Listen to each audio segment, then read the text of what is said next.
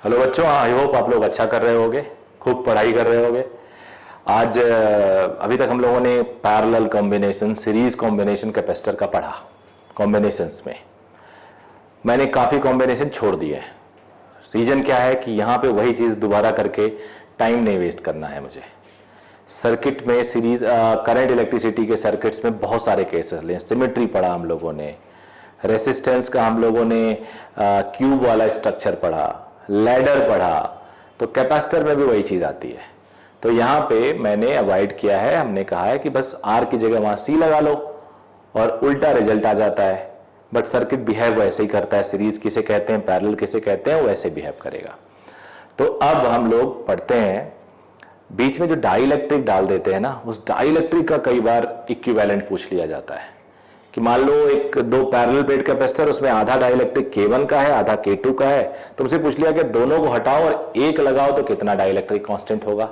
So we call it equivalent dielectric constant. क्या कहते हैं हम लोग? Equivalent dielectric constant. तो अब इक्विवेलेंट डाइलेक्ट्रिक कांस्टेंट के क्वेश्चंस करते हैं हम लोग।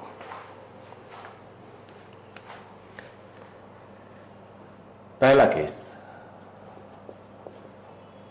मान लो मेरे पास एक प्लेट है। थोड़ा 3D भी समझना पड़ेगा, बिकॉज प्लेट के बारे में जब तक ठीक से नहीं जानेंगे सॉल्व करना मुश्किल होगा। ये एक प्लेट है और दूसरा प्लेट ये है।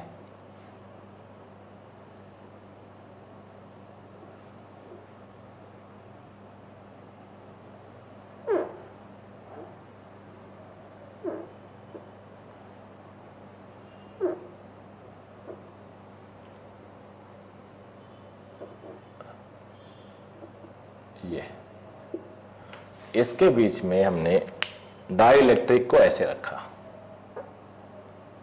आधा आधा, देखने में आधा, हाँ ठीक है, ऐसे फील्ड है।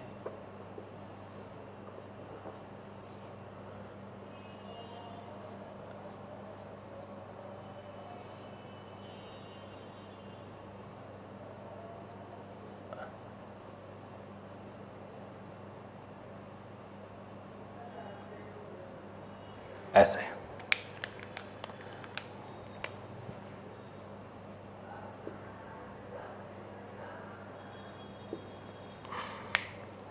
ये प्लेट है।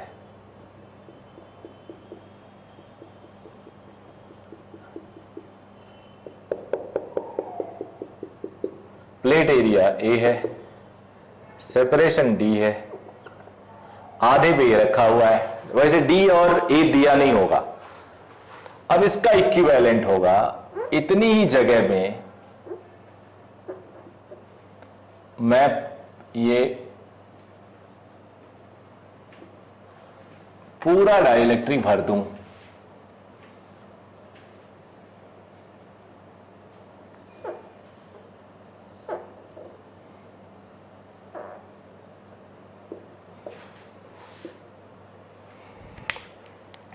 एक कोई K इक्विवेलेंट भर दो इसकी जगह पे, और ये K इक्विवेलेंट भरने से कोई चेंज ना आए इस कैपेसिटर में। यानी क्या हुआ इसका मतलब?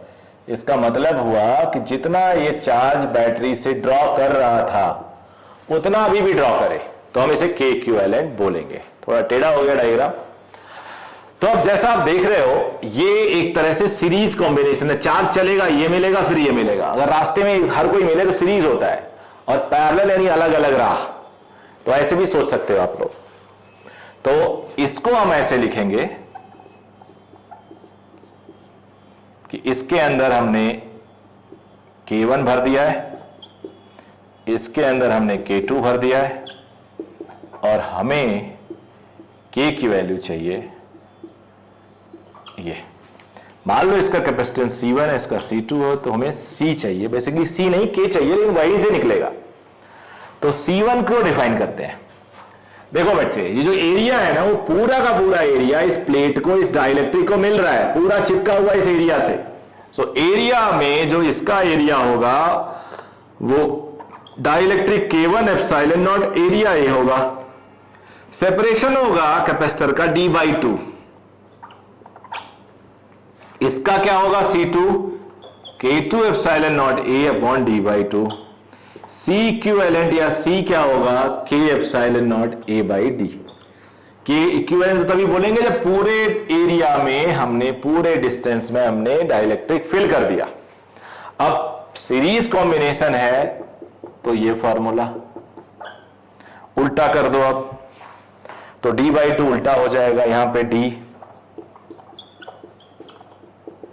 ये D बाई 2, D बाई 2, तो D एप्सिलॉन नॉट A तो गया हर जगह से, D गया 1 by K 1 by 2K1 1 by 2K2।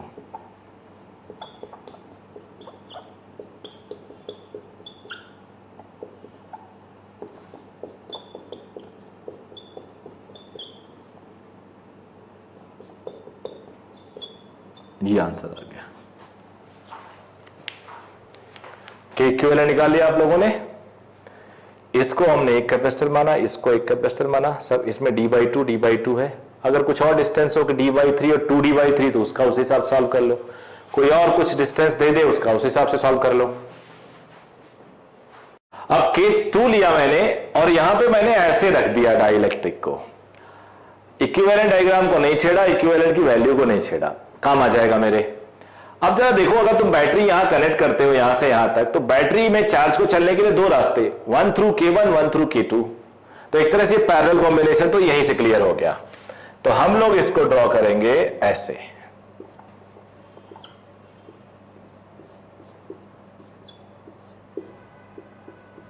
ये K1 भरा हुआ है इसके अंदर, ये K2 फील्ड है। ओके बेटा, अब लेंथ डिस्टेंस तो D है दोनों कैपेसिटर में, बट जो एरिया ये कंट्रीब्यूट कर रहा है, एक K1 और एक K2, वो A बाई 2 कंट्रीब्यूट कर रहा है। यही इसमें खास बात है जो आपको देखनी थी। तो ये A बाई 2 एरिया कंट्रीब्यूट कर रहा है, तो C1 लिखूंगा K1 एप्सिलॉन नॉट, एरिया की जगह पे A बाई 2, डिस्टेंस की जगह पे D, K2 epsilon not, area की जगह पे A बाई 2, डिस्टेंस की जगह पे D।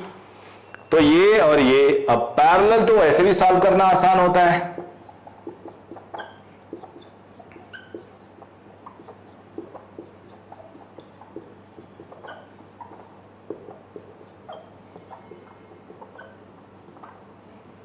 तो K आ गया K1 plus K2 by 2। Note करिए, इसके बाद मिक्स कॉम्बिनेशन करते हैं। अब इसमें एक मिक्स्ड कॉम्बिनेशन मैंने दिया केस 3 का, जिसमें सीरीज भी मिलेगा आपको और पैरेलल भी मिलेगा आपको। तो जरा ध्यान से डायग्राम देखो, तो ये दोनों पैरेलल दिख रहे हैं और इन दोनों के साथ अगर इनको एक मान लो तो ये उसके सीरीज में है। अब सेपरेशन दोनों का D बाई 2 है, अगर ध्यान से देखो तो इसने पूरा एरिया A रखा है अपने पास, बट इसने A बाई 2 एरिया रखा है, इसने A बाई 2 एरिया रखा है। तो यही सब कुछ चीजें आपको ध्यान देनी होंगी। ये मान लो ऐसे इसको ड्रॉ करेंगे, इन दोनों के साथ ये सीरीज में है, C3 C1 C2, इसके अंदर K1 फील्ड है, K2 फील्ड है, K3 फील्ड है। इसका इक्विवेलेंट निकालना, डायग्राम हो वही यूज कर रहा हूं मैं। तो C1 क्या होगा बेटा, K1 एप्सिलॉन नॉट, एरिया भी आधा डिस्टेंस भी आधा, तो ये हो गया K1 epsilon naught A by D, by 2 cancel हो गया। C2 is K2 epsilon naught A by 2 upon D by 2, या तो K2 epsilon naught A by D। C3 थोड़ा सोचना पड़ेगा, एरिया वही है, डिस्टेंस D है, तो K3 epsilon naught A upon D by 2। अब इसका इक्विवेलेंट कैसे निकाले, दो पैरेलल में तो C is equal to C1 plus C2 हो जाता है। तो जो पैरेलल है उसके साथ तीसरा सीरीज में है, तो एक तरह से ये जो पैरेलल हो गया C1 प्लस C2 और तीसरा सीरीज में है C3। तो 1 upon C is equal to 1 upon C1 plus C2 plus 1 upon C3। 1 upon C, इसका उल्टा कर दो तो D upon K epsilon naught A आता है। और यहां पे आ जाएगा बेटा K1 epsilon naught A by D, K2 epsilon naught A by D,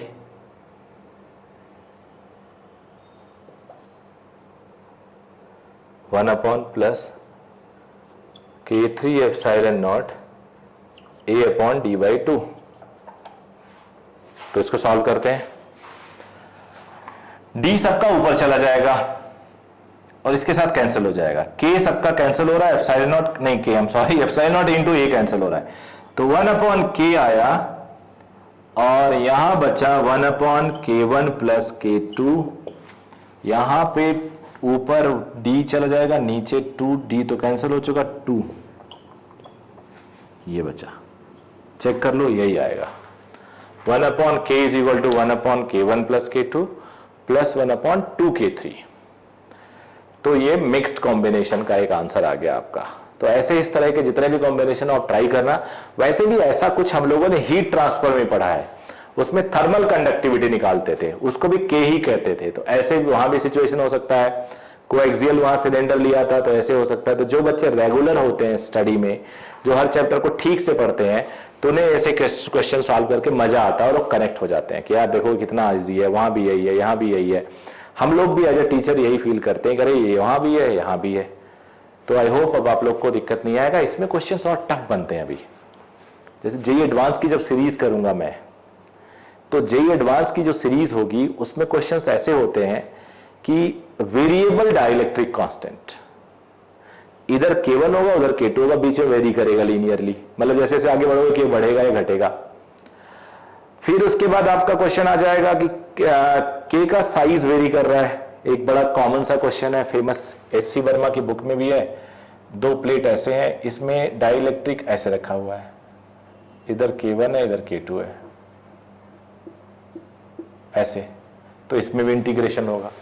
variable के उसमें भी इंटीग्रेशन होगा। वेरिएशन भी 2-3 तरीके से दिखा दिया जाता है। तो ये जो क्वेश्चन होंगे वो नेक्स्ट लेवल के होंगे, उसको भी हम लोग क्लास में करेंगे। थैंक यू वेरी मच बेटा।